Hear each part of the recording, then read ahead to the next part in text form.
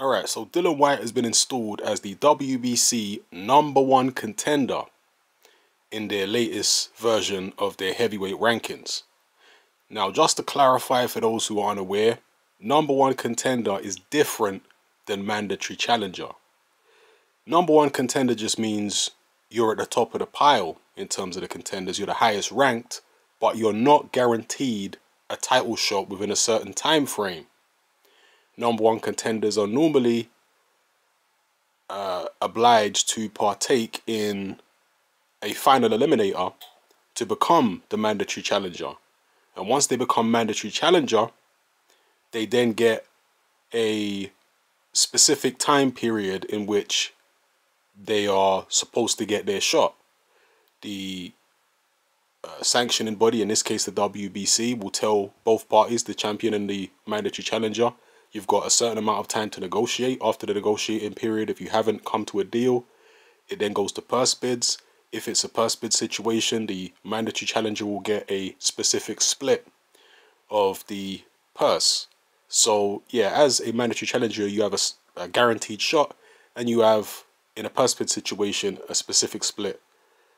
Whereas Whyte is currently a #1 contender. He might get a voluntary shot at Deontay Wilder or whoever holds the WBC heavyweight title over the next year or so, or he might have to partake in a final eliminator.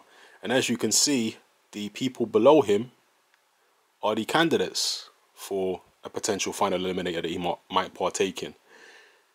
It at the moment would seem Dominic Breazeale will be the most likely guy to face Dillian Whyte.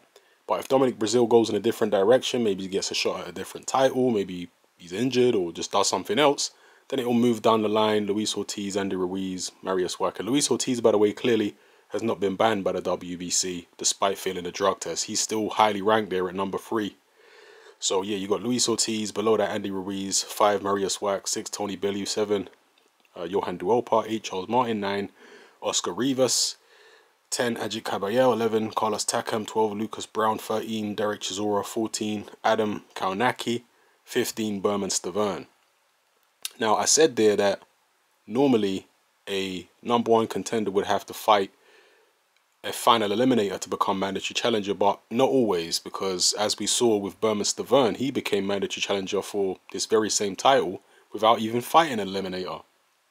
And when he was inactive for best part of 3 years, he only fought one time in that 3 years against a journeyman and still managed to, as if by magic, become mandatory challenger. So we don't know what's going to happen here, but Dillian Whyte has definitely been chasing this WBC World Heavyweight title shot for a long time, and now he's come one step closer to getting what he wants.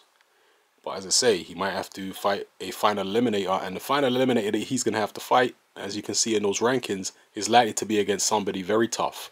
So if he does come through that and does win, then you can say he legitimately deserves to fight for the WBC heavyweight title. How would you guys see a Dillian Whyte Dominic Breazeale fight going? Who would you pick in that fight? How would you see a Luis Ortiz Dillian Whyte fight going, or Andy Ruiz fight? I mean, Marius Wacker's got this fight on the weekend against Jarrell Miller, so we don't know what's going to happen there. That might affect his ranking with the WBC, even though I don't believe that's a WBC fight. Jarrell Miller's not ranked by the WBC, but still the result of it may potentially affect Marius Wack's ranking with the WBC. We'll see.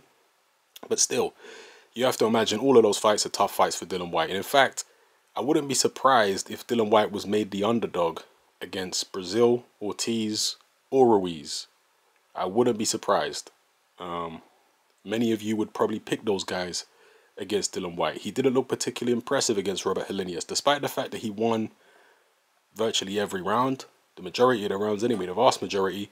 He didn't look that impressive because he had an opponent in there who really didn't want to fight, and Dillian should have been able to use him as a punch bag, but he struggled really to look good, even in, even having the fight handed to him on a silver platter, basically.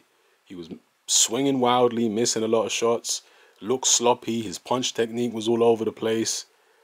I don't know what the issue was, but he didn't look particularly good. Was it the fact that Helenius was giving him a little bit of movement? Is that what threw Dillian Whyte's technique completely off? I don't know. If it was, that's pretty worrying. yeah, so let me know what you think of this in the comment section below, people. And all the things I mentioned in this video. Alright? It's happening. I'm out.